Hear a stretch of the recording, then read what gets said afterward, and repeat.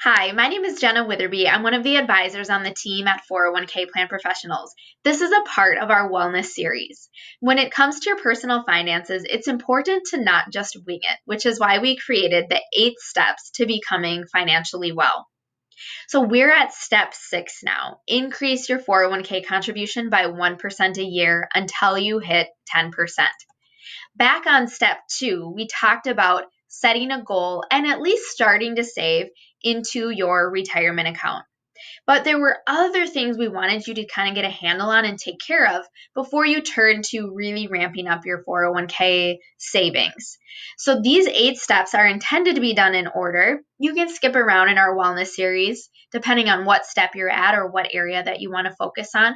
But now we're at step 6.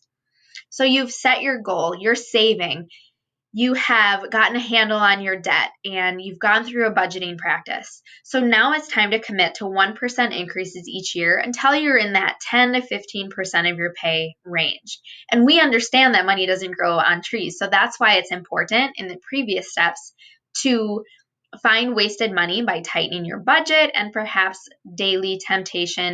avoiding daily temptations to spend.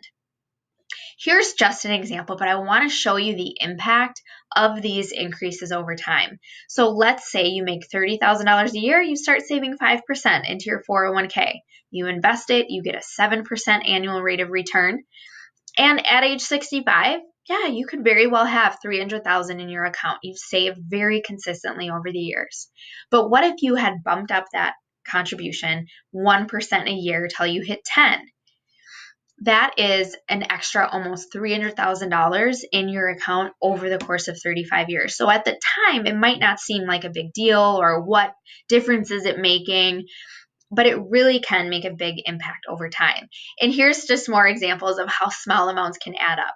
So a vending machine visit a couple times a week, or maybe you're going and grabbing a Starbucks a couple times a week. I used to be really guilty of that. I'm a lot better with not doing that so much anymore. And even lunch out, that can really add up. So instead of bringing a lunch from home, you're going out and grabbing lunch a couple times a week. If you had invested that money in your 401k, get a 6% annual rate of return, over the course of 30 years, we're talking significant dollars. And trust me, I'm not saying don't have any fun, don't go out to lunch, don't grab coffee. But the point is to take care of yourself financially first. Pay yourself first, pay your future self first, think of it like that, and then do those extra things or keep them more in moderation. A really good habit is anytime you were to get a raise, putting some of it or all of it in the 401k because that was money you were living without anyway. Never seen and never missed.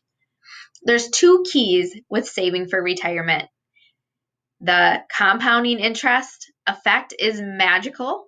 And then also just savings as a habit, so consistency over time. And this chart is an example.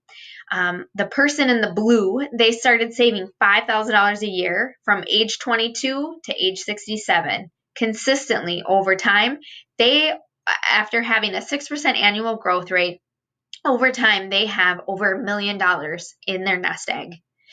If that same person had waited 10 years and said, I'll do that later, I'll do that in my 30s. They started at age 32, same scenario, they have $557,000 by the time they retire.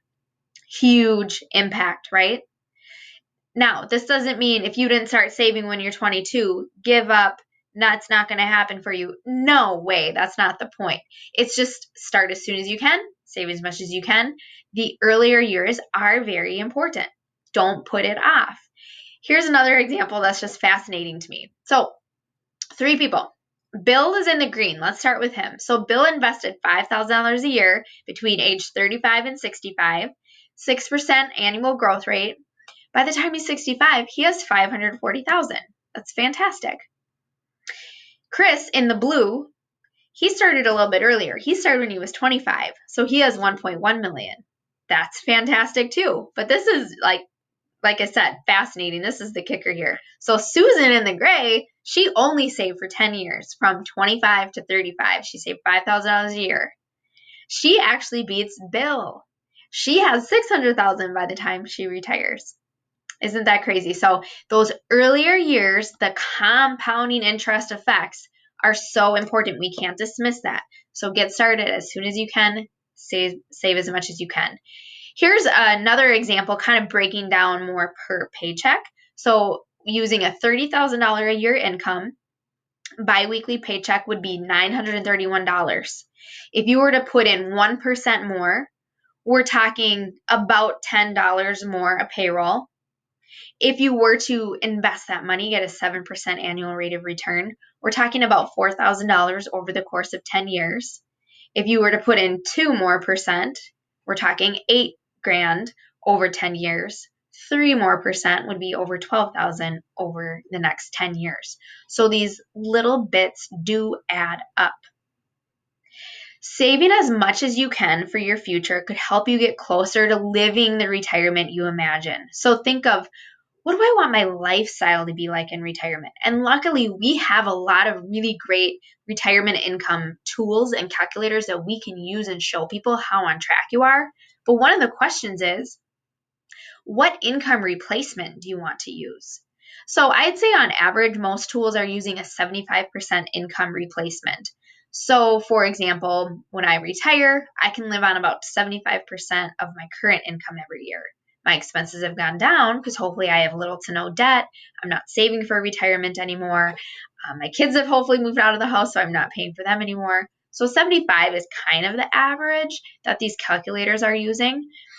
But there's variations too. I mean, some people err on the side of, I'm going to need a higher income replacement, or I'm going to live a really simple lifestyle and have literally no debt. I can use a figure less than 67. So the lifestyle piece definitely is a consideration too when thinking about how much you want to save. And again, 70 to 90%, kind of somewhere in there, is, I'd say, average, or what a lot of experts say to kind of maintain your same standard of living. And we can work with you to show you different illustrations, but that's definitely something to keep in mind as you're going about your retirement planning. So again, this was step number 6, increasing your 401k contribution until you get in that 10 to 15% range. Our next video will be on saving for higher education expenses through a 529 plan.